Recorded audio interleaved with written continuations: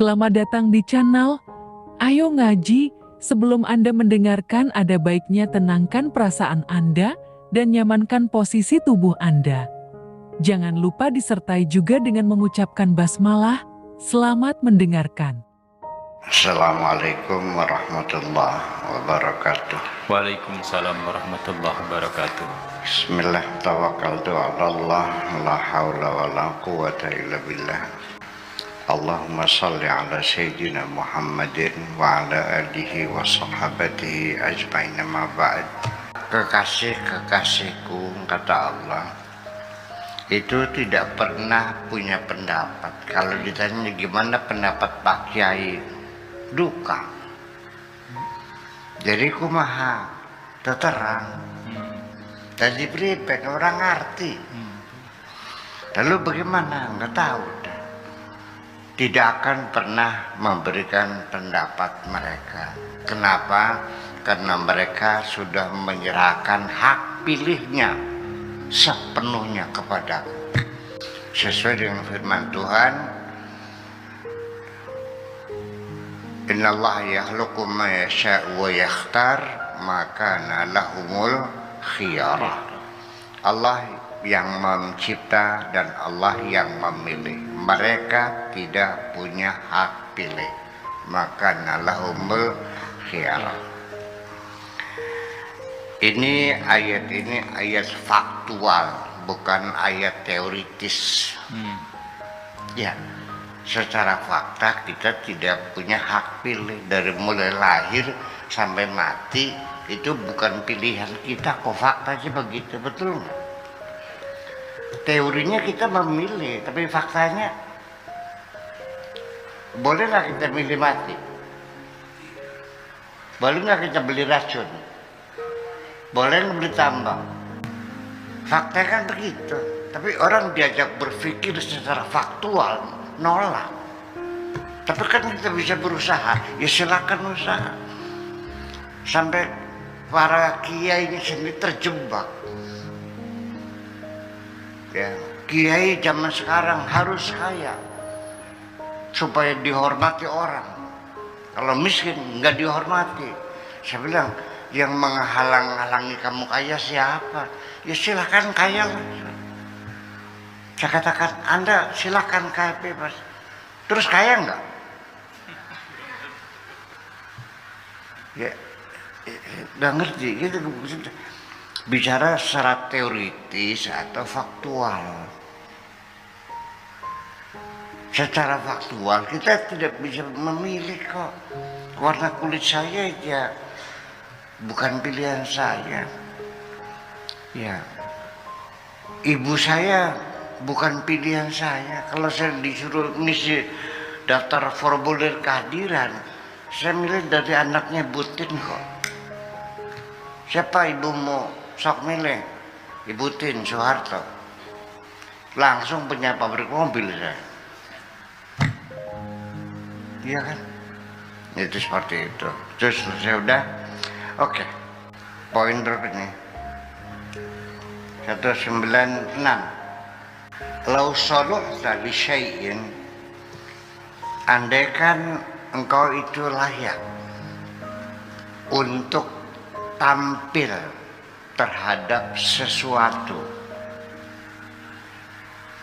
ma'abdaitu laka wajhi, tidak akan kutampilkan wajahku kepadamu. Maksudnya apa? Kalau engkau layak untuk sesuatu, pasti tidak akan kutampilkan wajahku kepadamu. Kalau peribahasa kita mah bukan peribahasa ya, ungkapan bahasa Betawi. Jangan sok jual tampang lo. Lu nggak cakap ngapa kok tampang lo. Ya sok jual tampang tuh nggak. Cari muka, carmuk jual tampang dan sebagainya. Itu Anda nggak layak. Iya, jangan sok begitu dong. Ya udahlah, apa adanya saja, nggak usah memanipulasi. Memang wajahmu jelek, ngecakap ngapa. Ya kan gitu. Aja ke gajen nokan diusir aku beli ayu beli apa. Ngerti nggak? Iya, yang hebat adalah wajahku. Aku yang paling hebat, engkau mah gak ada apa-apanya kok. Ini teguran dari Allah kepada kita yang sok jual tampang itu, jual jasa. Mereka bukan hanya tampang, jasa juga, pamer kebaikan-kebaikan pada orang lain. Kamu tidak layak kok. Nah, ini dengan poin berikutnya nyambung 197. Al-hasanatu asyratun liman lam yarani, ya, lam yarani majzumun bilam wa alamatu jazmihi hadfu harfil illah. Lam yarani, banyak kitab-kitab lam yarani masih ada alifnya, salah cetak gitu. Kebaikan itu dibalas dengan 10 kebaikan. Al-hasanatu asyratun liman lam yarani, bagi orang yang belum pernah melihat aku. Jadi sekelas kamu yang belum melihat Allah, belum mengenal Allah, kebaikanmu dibalas 10 kali lipat. Asyaratu amsalihah sampai 700 kali lipat ketika sedekah itu sedekah sirri yang tersembunyi. Lalu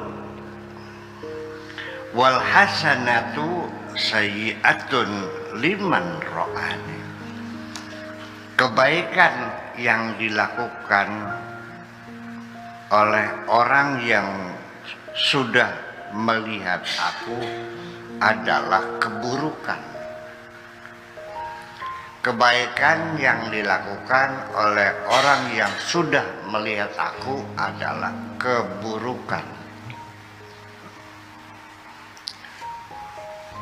Kebaikan yang dilakukan oleh orang yang belum melihat aku adalah 10 kebaikan. Kebaikan yang dilakukan oleh orang sudah melihat aku adalah keburukan. Nanti saya terangkan.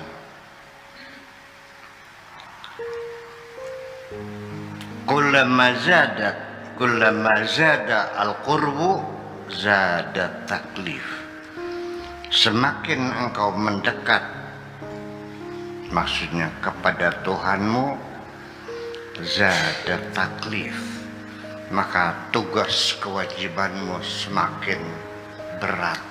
Semakin dekat dengan presiden, tugasnya semakin berat. Iya, eselon 1 itu berat banget ya. Kalau eselon 4 mah enak dah, eselon 3. Begitu juga manusia semakin dekat dengan Tuhan, maka beban dia semakin berat. Wa hasanatul abrar, dan kebaikan-kebaikan orang yang baik-baik adalah sayyiatul muqarrabin, adalah menjadi keburukan-keburukan bagi orang yang dekat dengan Tuhan. Orang yang baik-baik itu ketika berbuat baik ya baik, tapi orang yang sudah dekat dengan Tuhan, kebaikan-kebaikan itu menjadi keburukan-keburukan. Sebelum lanjut mendengarkan, kami sangat berterima kasih bila mana Anda ikut serta mendukung channel kami dengan cara like, komen, dan subscribe.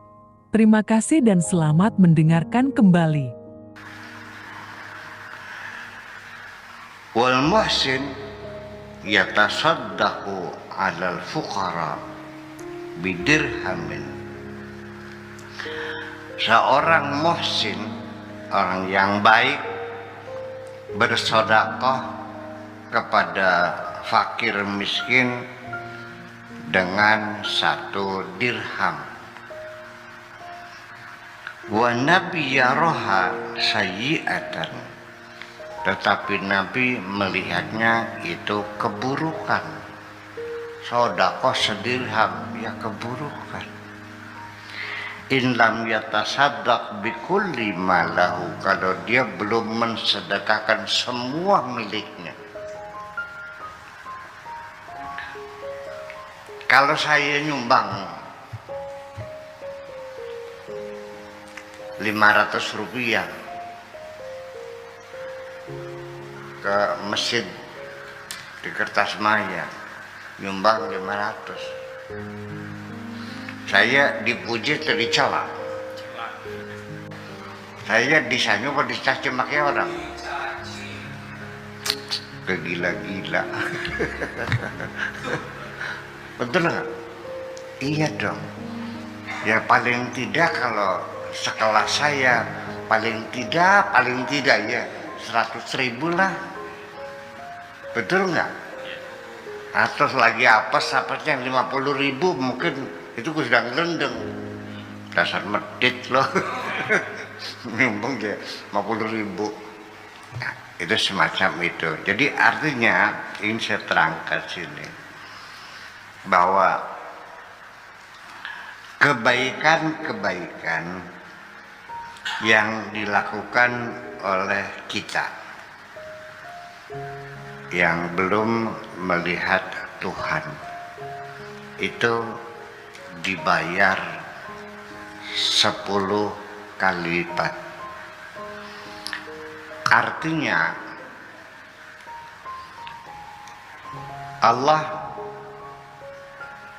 berhipotesa kepada kita, supaya pikir kita berhipotesa bahwa dalam menjalankan ibadah kepada Tuhan, anggaplah kita sedang berbisnis dengan Tuhan, berbisnis. Sampai-sampai Allah menawarkan seperti kita. Saya ngisi bahan bakar di Indosemen, ya, selama hampir 10 tahun lah ngisi bahan bakar di Indosemen. Itu berdasarkan kontrak. Saya jual sekian, nanti cara pembayarannya itu 3 bulan, masuk dulu barangnya, 3 bulan kemudian baru dibayar. Itu kan artinya orang kaya pinjem sama orang miskin 3 bulan lah. Saya kan bayar bunga di bank nih 1,3% sebulan. Berarti kan 4% satu selama 3 bulan tuh, betul nggak? Dah. Allah juga sama mengatakan, kamu mau ngasih kredit nggak sama gue ini? Mau ngasih kredit nggak? Man dzalladzi yuqridullaha qardan hasanah. Siapa yang akan memberikan kredit Allah dengan kebaikan-kebaikan? Seperti berbisnis loh. Iya. Kemudian Allah juga bertegas seperti hal berbisnis. Wa idza tajayantum bidainin faktubuh. Semua transaksi harus tercatat, ada kwitansi. Ini perintah Tuhan kan. Jadi kita dibawa kepada kondisi suasana berbisnis dengan Tuhan. Itu yang perlu diyakini. Kemudian supaya mendorong kita, semangat kita berbisnis dengan Tuhan dengan janji dijamin lu pasti untung, dijamin lu pasti untung. Artinya kalau kamu berbuat kebaikan 1, akan kubayar 10 kali lipat. Betul? Tetapi kalau kamu berbuat jahat, kubayar 1 dibayar 1. Tidak ada klaim. Saya kirim barangnya bagus, oke, ini untungannya. Ternyata rejected, ternyata ditolak karena buruk. Ya nggak kena klaim, ya udah tolak aja, nggak kenakan klaim, ganti yang baru. Artinya kalau berbuat baik 10 kali lipat, kalau kejahatan 1 saja. Kemudian kalau kamu punya niat baik, baru niatnya saja sudah ditulis sebagai kebaikan. Tetapi kalau kamu niat jahat, tidak akan ditulis sampai engkau melaksanakannya.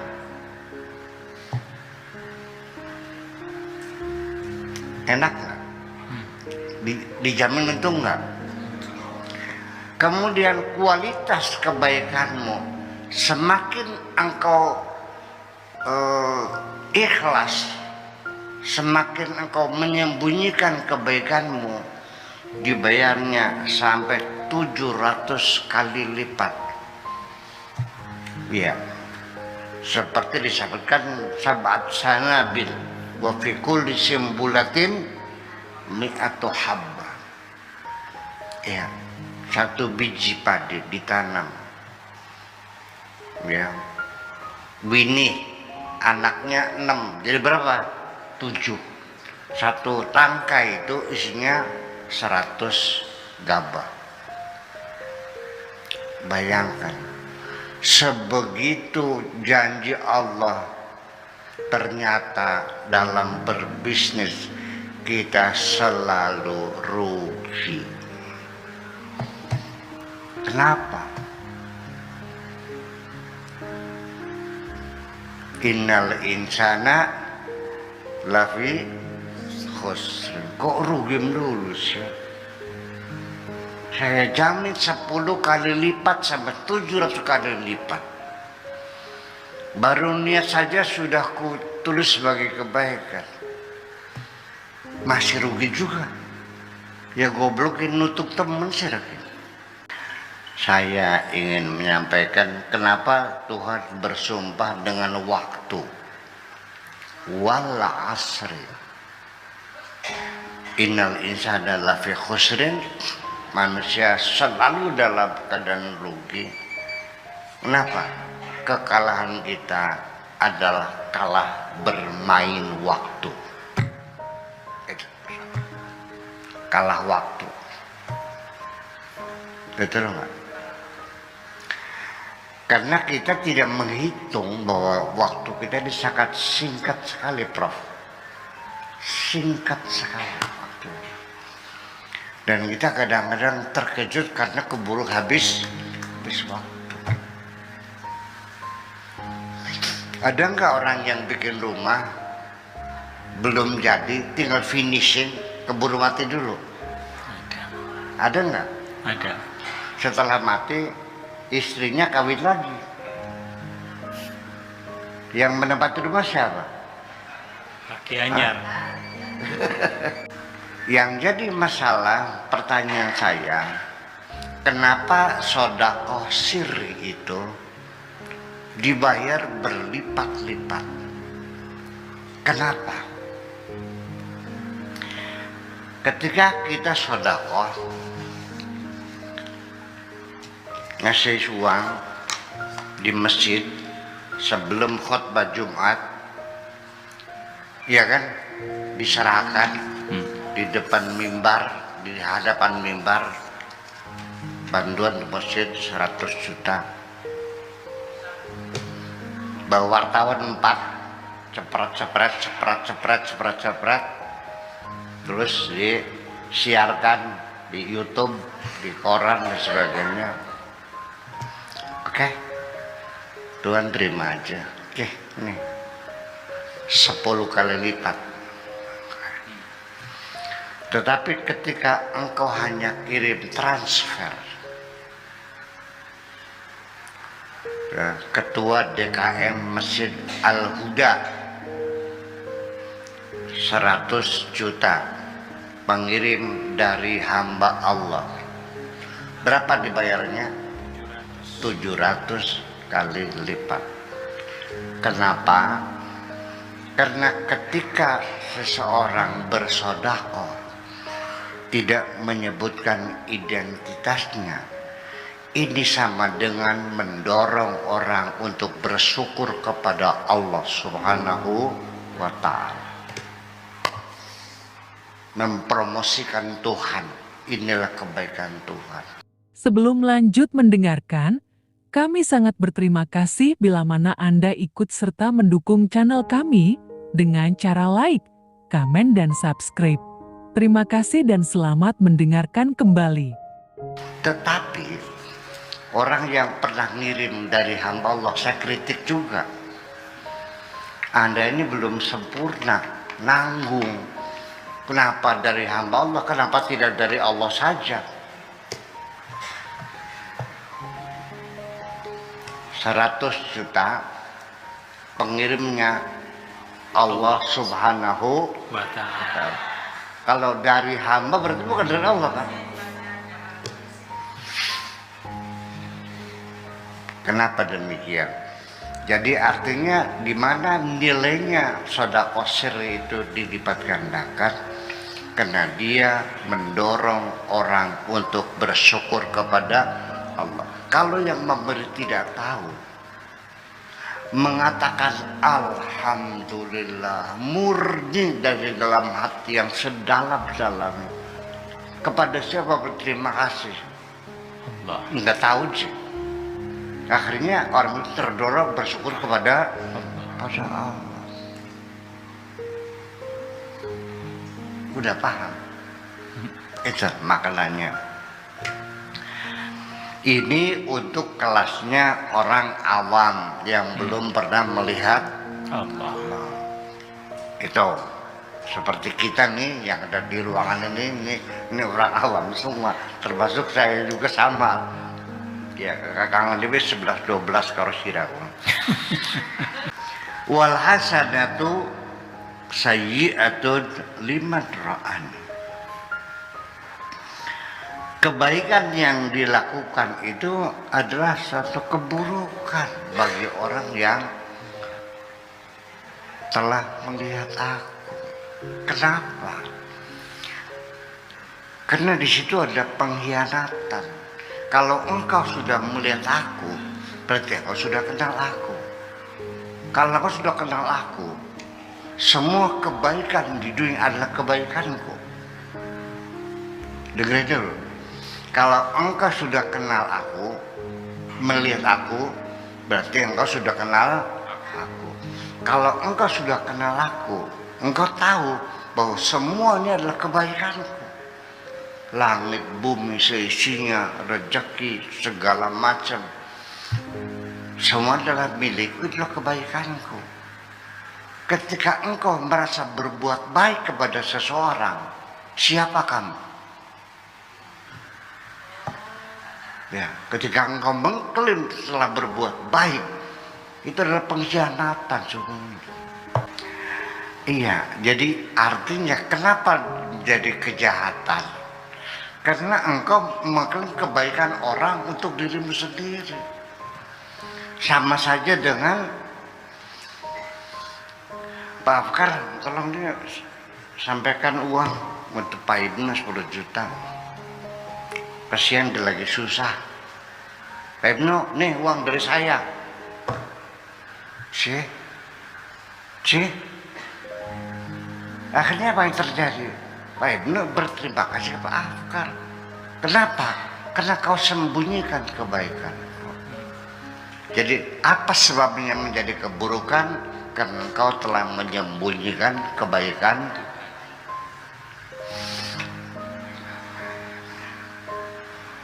Paham, Bos? Ya. Jujur dong, ini uang dari siapa? Iya. Ini dari Buya. Itu dong, jangan ini dari saya, enak aja. Berkhianat enggak? Khianat. Nah itu. Jadi di alam dunia ini banyak orang yang berkhianat seperti itu. Dulu di zaman perjuangan kemerdekaan, melawan Belanda. Itu banyak orang-orang mata-mata Belanda, kaki tangan Belanda, pengkhianat bangsa. Setelah merdeka, pundaknya gemerlap bintang. Paham nggak? Pahlawan yang sesungguhnya kakinya putus. Iya, bawa tongkat. Dia menangis melihat teman-temannya yang dulu pengkhianat bangsa, mata-mata Belanda. Sekarang dia hidup berfoya-foya dengan bintang di pundak. Begitu ceritanya. Paham nggak? Jadi kita juga jangan-jangan begitu. Awas loh, hati-hati. Sing pegel sapa, sing di alam sapa. Sing enak sapa. Nah, ya iya. Makanya saya dulu ya, saya berulang-ulang. Loh Buya nih bangunannya hebat ya. Ini bangunan Buya. Yang bangun ini tukang, bukan saya. Saya menggunakan apa? Kalau tudak-tuding kita begini. Sing pegel sapa? Duitnya sing ndi?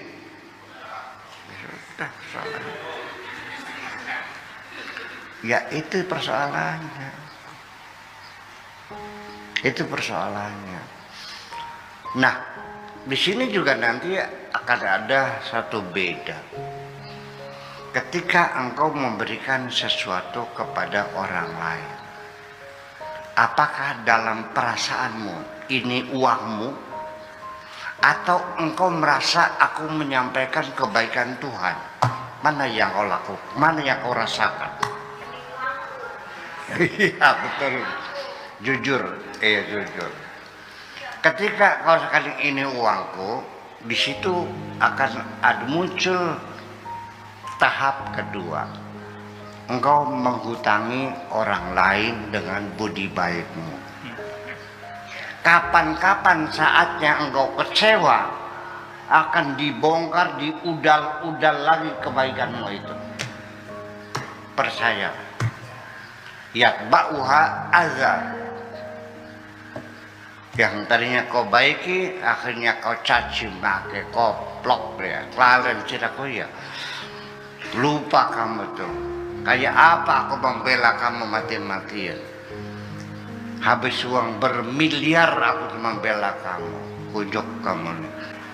Dari situ saya ambil banyak pelajaran. Ketika aku menerima kebaikan dari orang lain, aku harus sudah mulai mewaspadai. Apakah tidak mungkin orang itu akan mengungkit kembali kebaikannya kepadaku? Nah, makanya saya mau cerita dulu. Syekh Al-Mursi, Hasan Al-Mursi atau Al-Marsi, seorang wali Allah, dikasih uang sama orang kaya, sekarung lah. Ini sedekah saya mohon dicicipilah rezeki saya ini. Silakan terserah. Sampai yang untuk apa? Untuk yang bermanfaat untuk umat. Kata Syekh Mursinya, gak usah, ambil lagi, pergilah. Aku gak butuh uang kok. Ini hasil usaha, ini uang halal. Aku tahu ini uang halal. Aku gak butuh duit. Udah pulang lagi, ambil aja uangnya. Sampai nangis dulu, enggak.